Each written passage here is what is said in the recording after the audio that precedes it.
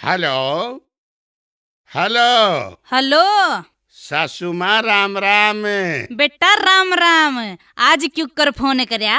सासू माँ थारा प्रोडक्ट मेरे मुताबिक नहीं चल रहा है। इसको बनाते आना कई कमियां रहेगी जो डिलीवरी के समय मुझे नहीं बताई गई। मैं इसने लौटाकर थारे तय बदलन की डिमांड करूँ।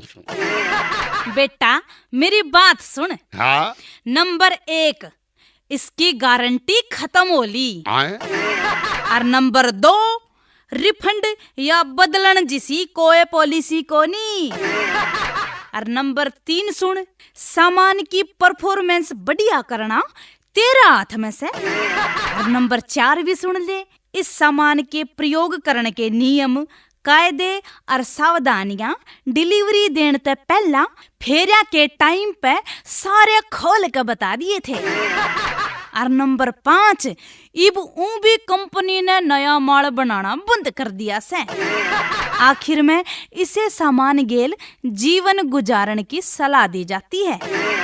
आपके हित में जारी, कंपनी की प्रोडक्शन मैनेजर, आपकी सास आखिरी सांस तक।